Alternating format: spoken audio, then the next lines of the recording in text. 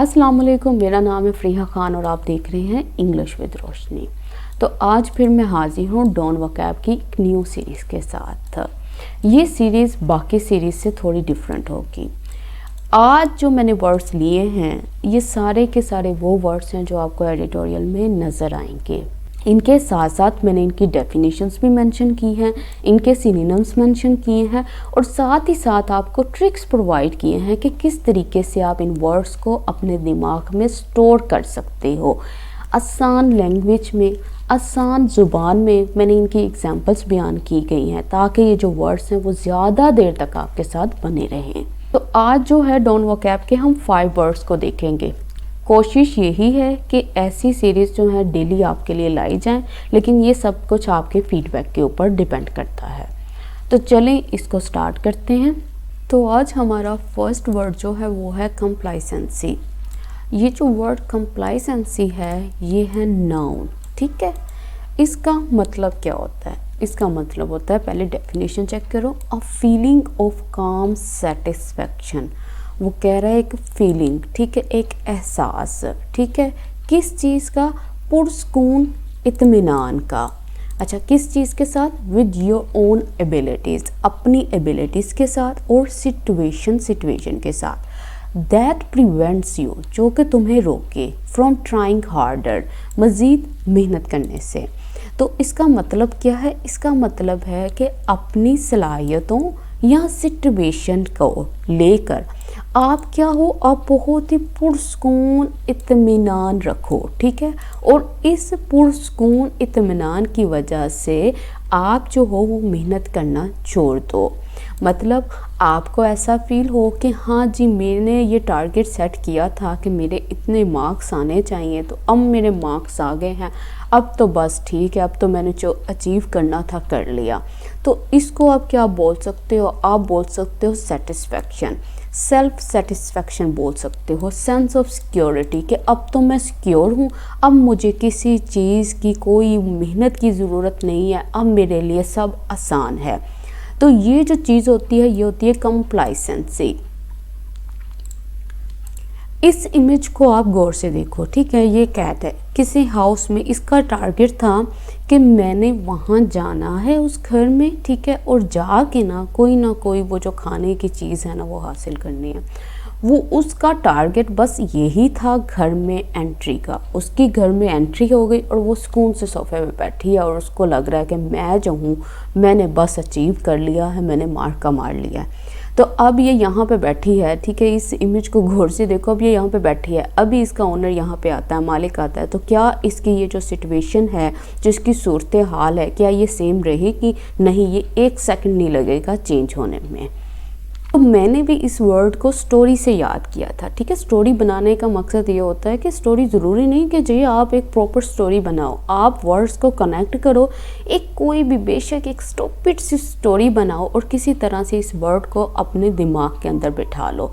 जैसे मैंने इसको आपको बताया है कि एक कैट है, जब वो किसी घर में एंटर होती है उसको ऐसा लगता है ये मेरा अपना घर है, अब जो हूँ मैं सेटिस्फाई हूँ। उसके अंदर वो जो सेटिस्फैक्शन की लहर है ना वो दौड़ने लग जाती है। और वो सेटिस्फैक्शन कैसे निकलती है? 1 सेकंड में। अब इसके सेंटेंसेस देखो। Complacency is a drawback to progress. वो कह रहा है ये जो कंप्लाइसेंसी है ना, ये जो इत्मीनान का होना है, ये जो मुतमिन हो के बैठ जाना है, ये ड्रॉबैक है, ये एक खामी है, ये एक ऐब है टू प्रोग्रेस के लिए। क्योंकि ये जो कंप्लाइसेंसी है ये आपको पीछे रोकती है प्रोग्रेस से। अक्सर आपने देखा होगा इंजीनियरिंग स्टूडेंट्स होते हैं, मेडिकल स्टूडेंट्स होते हैं, ठीक है, जब वो एफएससी कर रहे होते हैं ना तो उनका सिर्फ और सिर्फ एक ही टारगेट होता है। सबकी बात नहीं कर रही, सिर्फ चंद स्टूडेंट्स की बात कर रही हूँ, उनमें से मैं भी एक थी, कि सिर्फ ये टारगेट होता है कि किसी तरह से ना आपका ना इंजीनियरिंग यूनिवर्सिटी में या मेडिकल यूनिवर्सिटी में एडमिशन हो जाए। जिस दिन आपका वहाँ पे एडमिशन हो जाता है आप क्या होते हो? आप बिल्कुल रिलैक्स हो जाते हो। आपको लगता है कि अब तो बाकी सब चीज़ें हैं ना वो तो बहुत आसान है, अब मैंने जो हासिल करना था मैंने हासिल कर लिया।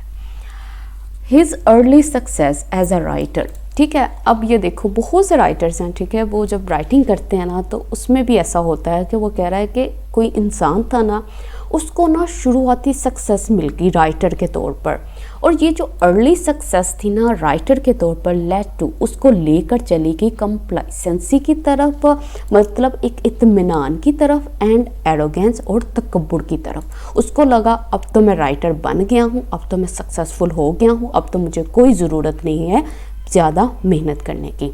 तो इसको बोलते हैं कंप्लाइसेंसी। तो ये जिस तरह की मैंने एग्जांपल्स दी हैं, मुझे उम्मीद है कि ये वर्ड आपको अब नहीं भूलेगा। अच्छा, सेकंड जो वर्ड है वो है प्रोग्नोसिस। ये नाउन है, ठीक है, प्रोग्नोसिस नाउन है, ठीक है। प्रोग्नोसिस जो होता है ना, ये डायग्नोसिस से मिलता जुलता होता है, ठीक है। डायग्नोसिस में क्या होता है, जो भी अलामतें होती हैं किसी पेशेंट की, उसको देखते हैं और उसके ऊपर उसको बताते हैं जी कि आपको ये मसला है, वो मसला है। तो ये प्रोग्नोसिस जो वर्ड है ना, ये मरीज़ की जो मर्ज़ है ना उसकी पेशेंट गोई के लिए भी इस्तेमाल होता है। अभी जो है वो इसको देखो, अ जजमेंट कहता है एक जजमेंट करना अबाउट द फ्यूचर, फ्यूचर के ऊपर। अच्छा, ये जजमेंट जो होगी ना, ये जो पेशेंट गोई होगी फ्यूचर के बारे में, ये एम ही नहीं होगी, ये बेस्ड ऑन होगी इंफॉर्मेशन के ऊपर और एक्सपीरियंस के ऊपर। कि आपके पास इतनी इंफॉर्मेशन है इस चीज़ के बारे में, आपका इतना एक्सपीरियंस है, आप उस इंफॉर्मेशन की बुनियाद पर, आप उस एक्सपीरियंस को देखते हुए आप क्या करोगे, आप प्रेडिक्शन करोगे। तो इसको बोलते हैं प्रोग्नोसिस। तो इसके सिनोनिम्स जो हैं वो हैं फोरकास्ट करना, प्रेडिक्शन करना, प्रोजेक्शन करना, मतलब माजी की बुनियाद पर पेशेंट गोई करना। इसके लिए ना, प्रोग्नोसिस के लिए ये सबसे बेस्ट इमेज है। देखो इसको, ये जो फोरकास्टर होते हैं ये क्या करते हैं, ठीक है, ये जब बैठते हैं ये मौसम के हाल बताते हैं, ये बताते हैं जी फ़लाँ दिन बारिश होगी, फ़लाँ दिन नहीं होगी। ये जो प्रेडिक्शन करते हैं ना, ये जो फोरकास्ट करते हैं, ये अपनी इंफॉर्मेशन और अपने तजर्बे की बुनियाद पर करते हैं। ये ऐसे नहीं कि बैठ के अच्छा आज नहीं, आज सूरज निकलेगा, आज मेरा दिल कह रहा है आज सूरज निकलेगा, आज नहीं आज बारिश होगी, तो वो एम ही नहीं करेंगे। वो किसकी बुनियाद पे करेंगे, इंफॉर्मेशन और एक्सपीरियंस की बुनियाद पे वो ये चीज़ें वो करते हैं, वो पेशेंट को ही करते हैं। एग्जाम्पल देखो, the prognosis for the economy is uncertain. कहता है ये जो प्रोग्नोसिस है ना, ये जो प्रेडिक्शन लगानी है पेशेंट को ही करनी है इकोनॉमी के लिए, ये अनसर्टन होती है, ये गैर यकीनी होती है, ये बदलने वाली होती है, आप इस पर ट्रस्ट नहीं कर सकते। तो ये फर्स्ट सेंटेंस था। अब सेकंड देखो, the long term prognosis is extremely variable. तो कहता है शॉर्ट टर्म का आप प्रोग्नोसिस कर सकते हो, ये जो पेशेंट को ही करते हैं ये एक दिन की, दूसरे दिन की, हफ्ते की कर देंगे, लेकिन वो कह रहा है ये जो लॉन्ग टर्म प्रोग्नोसिस है ना, ये जो लंबे अरसे का आप दूर तक की पेशेंट को ही करते हो ना, ये वेरिएबल होती है, ये बदलने वाली होती है, ये इस पे आप यकीन नहीं कर सकते, ये फिक्स नहीं होती, ये वेरिएबल होती है। तो आई होप कि इस तरह से आपको ये वर्ड जो है ना ये समझ आ जाएगा, प्रोग्नोसिस।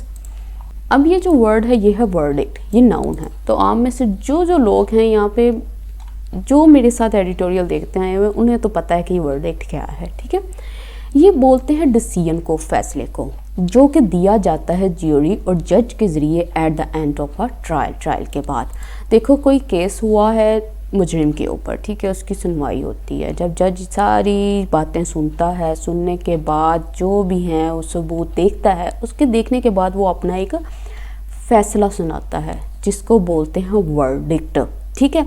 और ये जो फ़ैसला होता है ये बहुत सोचा समझा फ़ैसला होता है, इसलिए इसको वर्डिक्ट बोलते हैं।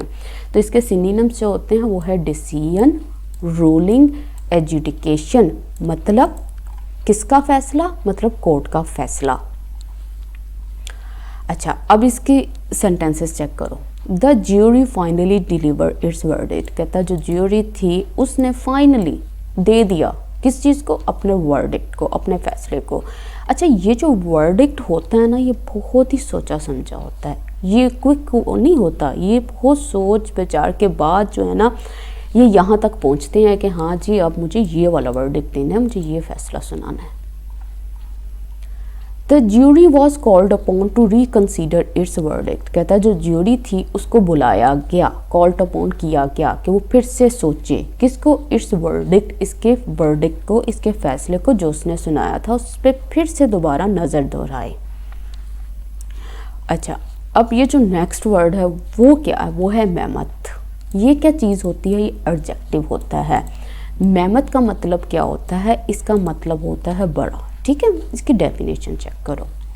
अ टास्क कहता है काम, और चेंज और तब्दीली, दैट इज़ वेरी लार्ज, कहता है जो बहुत बड़ी हो, and needs a lot of efforts to achieve, और जिसको ज़रूरत हो बहुत ज़्यादा एफर्ट्स की हासिल करने के लिए, ठीक है। अब भी मैं जो हूँ, आप स्टूडेंट हो, किसी को भी मैं ये टास्क दे दूँ कि जी उठो और यहाँ से ना पूरा एडिटोरियल जो था ना नवंबर का, उसके जितने भी डॉन के जो डिफ़िकल्ट वर्ड्स हैं ना सारे कलेक्ट करो और मुझे ना कल शाम तक सबमिट करवा दो। तो ये जो टास्क मैंने आपको दिया है ये मैमथ टास्क है इस वक्त, क्योंकि ये बहुत बड़ा टास्क है और उसको करने के लिए बहुत एफर्ट्स चाहिए।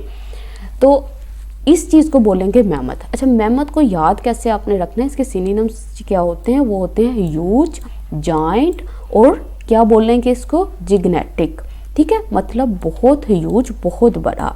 ये जो एलिफेंट होता था ना, ये जिसके ऊपर हेयर होते हैं, ठीक है, इसको बोलते होते थे मैमथ, कि ये मैमथ है, ये बहुत बड़ा होता था, ठीक है। इसके ऊपर पूरे बाल होते थे और ये इस तरह की शक्ल होती थी उसकी, और ये होता था मैमथ। तो मैमथ अब उन्होंने उसके बाद इसको इस्तेमाल करना शुरू कर दिया टास्क के लिए और चेंज के लिए, और वो भी वो टास्क, वो चेंज जो बहुत ही बड़ा हो।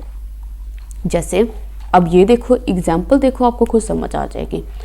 रिफॉर्मिंग द प्रिजन सिस्टम, कहता है रिफॉर्म करना, फिर से बदलाव लेकर आना प्रिजन सिस्टम में, would be a mammoth task, ये बहुत बड़ा टास्क होगा, मतलब इसमें बहुत एफर्ट्स चाहिए इसको करने के लिए। क्यों? क्योंकि आपके पूरे के पूरे प्रिजन सिस्टम को चेंज करना चाह रहे हो।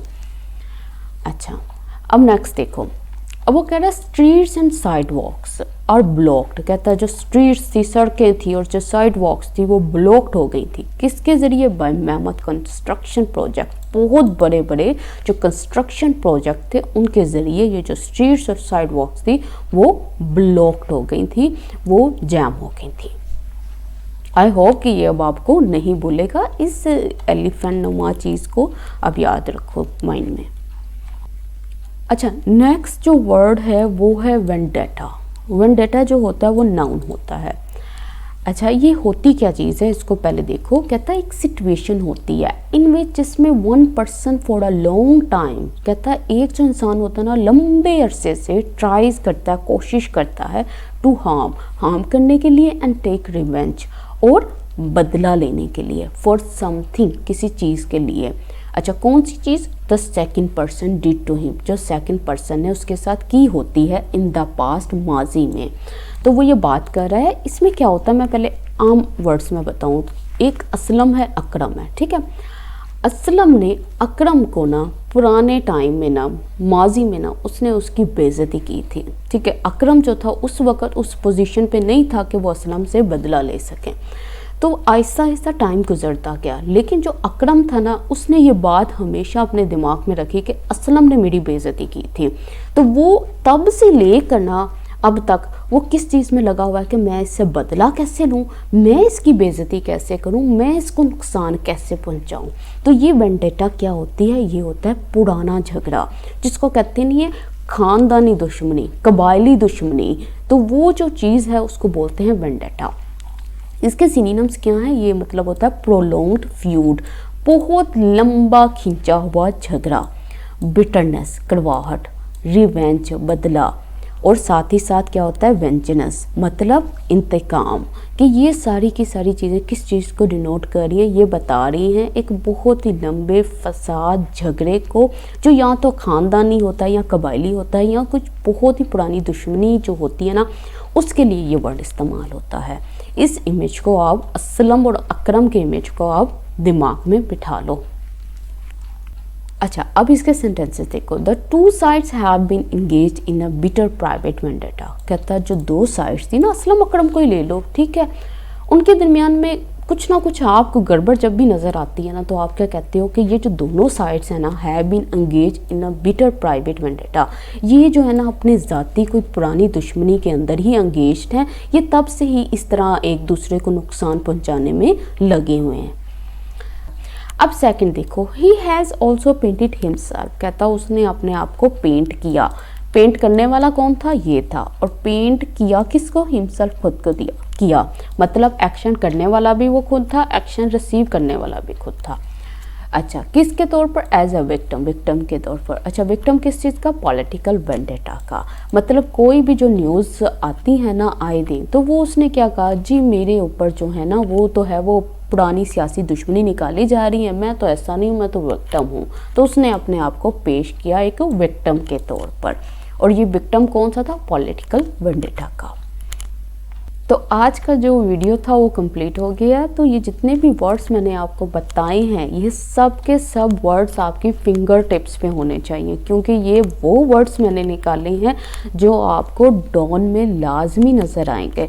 तो अगर आपने डॉन वोकैब अपनी इंक्रीज़ करनी है ना, तो ये आज से ही ये सारा काम स्टार्ट कर दो।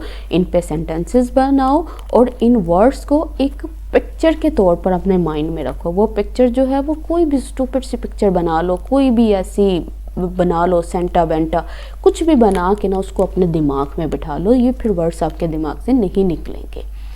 तो कमेंट सेक्शन में मुझे ज़रूर बताइएगा वर्ड आपको कैसे लगे। वीडियो को लाइक ज़रूर कीजिएगा, इसको शेयर भी कर दिया करें। तो इसके साथ ही मुझे इजाज़त दें। अल्लाह हाफिज़।